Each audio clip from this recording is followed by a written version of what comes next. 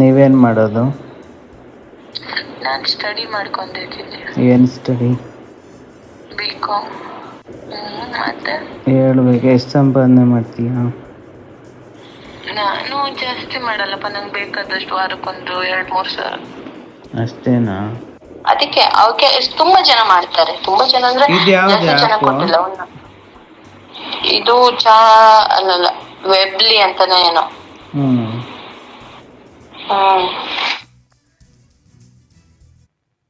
ನೋಡಿ, ಈ ವಿಡಿಯೋ ನೋಡಿದ್ರಲ್ಲ, ನಿಮ್ಗೆ ಅನ್ಸಿರ್ಬೋದು ಏನಪ್ಪ ಹೀಗೆಲ್ಲ ಆಗ್ತಾ ಇದೆಯಲ್ಲ ಅಂತ. ನನಗಿಲ್ಲಿ ಎರಡು ಆ್ಯಂಗಲ್ನಲ್ಲಿ ಸ್ಟೋರಿ ಕಾಣಿಸ್ತಾ ಇದೆ.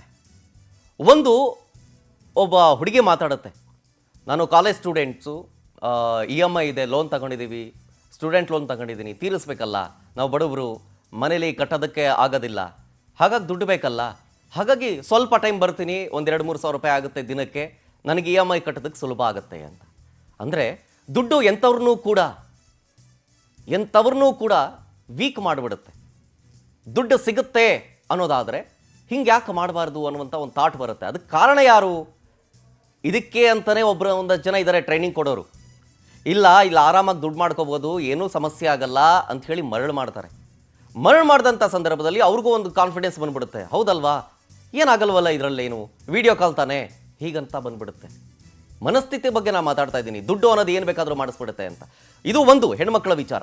ಗಂಡು ಮಕ್ಕಳು ಕೂಡ ಎಚ್ಚರಿಕೆಯಿಂದ ಇರಬೇಕು. ನೋಡಿ, ಅಲ್ಲೇ ಒಂದು ವಿಡಿಯೋ ಕಾಲಲ್ಲಿ ಒಬ್ಬರು ಹೇಳ್ತಾರೆ, ಬ್ಲ್ಯಾಕ್ ಮೇಲ್ ಏನಾದರೂ ಮಾಡ್ತಾರಾ ಅಂತ ಕೇಳ್ತಾರೆ ನಮ್ಮ ಪವರ್ ಟಿವಿ ಸ್ಟಿಂಗ್ ಆಪರೇಷನ್ನ ಟೀಮ್.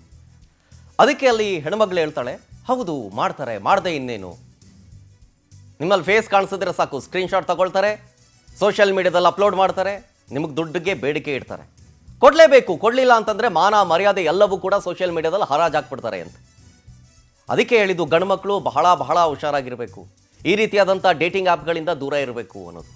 ಮತ್ತೊಂದು ಕಡೆ ಹೆಣ್ಣುಮಕ್ಕಳ ಅಡ್ಡದಾರಿ ಇಡಿಸೋದಕ್ಕೆ ಅಂತಲೇ ಒಂದಷ್ಟು ಜಾಲ ಆ್ಯಕ್ಟಿವ್ ಆಗಿದೆ. ಇದಕ್ಕೆ ಸಂಬಂಧಪಟ್ಟಂತೆ ಅಲ್ಲಿ ಯಾರೋ ಒಬ್ಬರು ಮಾತಾಡ್ತಾರೆ, ನಾನು ಏಜೆಂಟು, ಒಂದು 6-7 ಜನನ ಸೇರಿಸಿದ್ದೀನಿ ಅಂತ.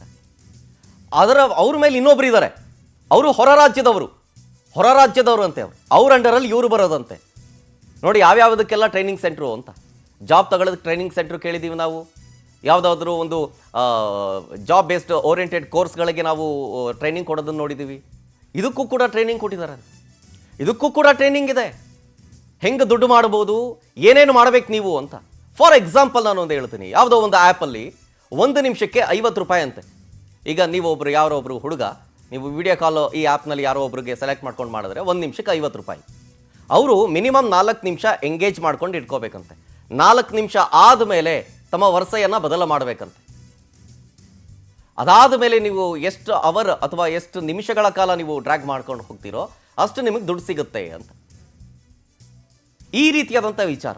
ಆಮೇಲೆ 12 ಗಂಟೆಯಿಂದ 12 ಗಂಟೆ ತನಕ ಅಂತೆ ಅದು ಕೌಂಟು. ನೀವು ಎಷ್ಟು ಅವರು ನೀವು ಇನ್ಕ್ಲೂಡ್ ಮಾಡ್ಕೊಳ್ತೀರಾ ನಿಮ್ಮನ್ನು, ನೀವು ಆನ್ಲೈನಲ್ಲಿ ಅಷ್ಟು ದುಡ್ಡು ಸಂಪಾದನೆ ಮಾಡ್ಬೋದು ಅಂತ. ಇದು ಎಲ್ಲವೂ ಕೂಡ ದುಡ್ಡಿನ ವಿಚಾರನೇ.